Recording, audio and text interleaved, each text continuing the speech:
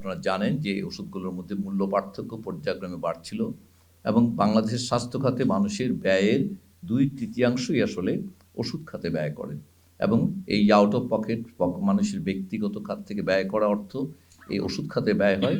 এটা কমানোর জন্য পৃথিবীতে বিভিন্ন রকমের মডেল কাজ করে। কোনো দেশে ফার্মাসিউটিক্যাল বেনিফিট স্কিম, কোনো দেশে ন্যাশনাল হেলথ সার্ভিস, কোনো দেশে মেডিকেড, মেডিকেয়ার, অনেক রকম।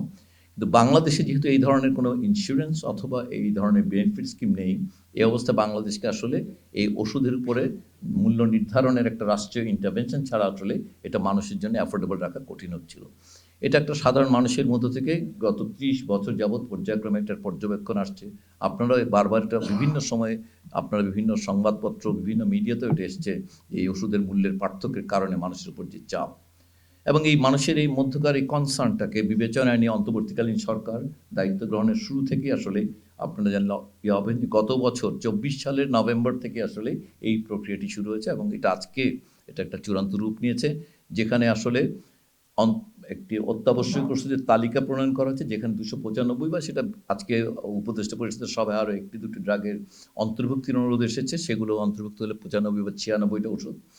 এগুলোকে বলা হচ্ছে অত্যাবশ্যক ওষুধ। আমরা এই ধারণাটা প্রায় 50 বছরের। অত্যাবশ্যক ওষুধ 77 সালে পৃথিবীতে এসছে, তারপর পর্যায়ক্রমে ধারণাটা আরও সম্প্রসারিত হয়েছে।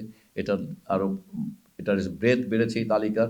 এই দেশের রোগের ধরন, ওষুধ আবিষ্কার, মানুষের আর্থিক সামর্থ্য, ডায়াগনোসিসের সামর্থ্য, এগুলোর উপরে বিভিন্ন দেশে দেশে এবং বিশেষ বাংলাদেশেও ওই অত্যাবশ্যক ওষুধের তালিকা পরিবর্তিত হয়েছে। এবারের অত্যাবশ্যক ওষুধ গত তালিকার চাইতে এবারে 135টি ওষুধ, 36টি ওষুধ অন্তর্ভুক্ত হয়েছে নতুনভাবে এবারে তালিকায়।